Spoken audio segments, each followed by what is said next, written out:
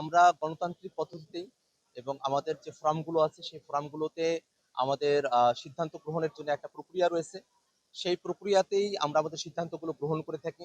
আমাদের রাজনৈতিক পরিষদ রয়েছে, আমাদের নির্বাহী কমিটি রয়েছে, আমাদের জেনারেল বডি রয়েছে।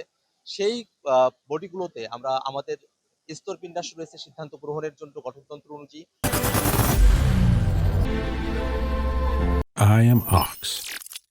সেই স্তর বিন্যাস অনুযায়ী আমরা সেই ফোরামগুলোতে কথা বলি এবং সেই ফোরামগুলোতে সংখ্যাগরিষ্ঠের মতামতের ভিত্তিতেই গণতান্ত্রিক পদ্ধতিতে আমরা যে কোনো ধরনের সিদ্ধান্ত গ্রহণ করি।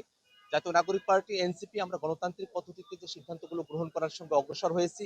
যদি কারো কোনো ভিন্নমত থাকে সেটাকেও আমরা সম্মান জানাই এবং আমরা মনে করি যে এই ভিন্নমত এই পার্টির যে গণতন্ত্রের চর্চা, এই সমস্ত কিছুর চর্চার মধ্য দিয়ে জাতীয় নাগরিক পার্টি সামনের বাংলাদেশে নেতৃত্বের জায়গায় আসীন হবে।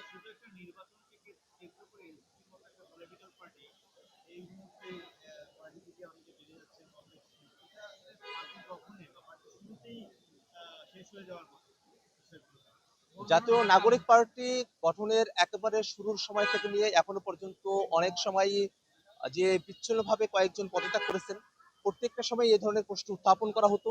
আমরা যখন নাগরিক কমিটি থেকে নাগরিক পার্টিতে আমরা যখন ট্রান্সফর্ম করছিলাম, সেই সময়টিতেও অনেকে পদত্যাগ করেছিলেন এবং সেই সময়টিতে এই কথাটা বলা হয়েছিল।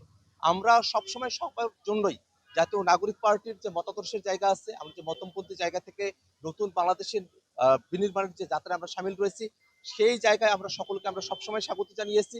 ব্যক্তির যে সিদ্ধান্ত, সেই সিদ্ধান্তকেও আমরা অবশ্যই শ্রদ্ধা করি, কিন্তু একই সাথে আমরা যে জিনিসটা মনে করি, জাতীয় নাগরিক পার্টি এনসিপি অতীতেও আমাদের দল থেকে যে দুই একজন বিচ্ছিন্নভাবে পদত্যাগ করেছিলেন, সেই সময়টাতে যে আশঙ্কাগুলোর কথা বলা হয়েছিল, সেই আশঙ্কাগুলোর কথা এখনো বলা হয়।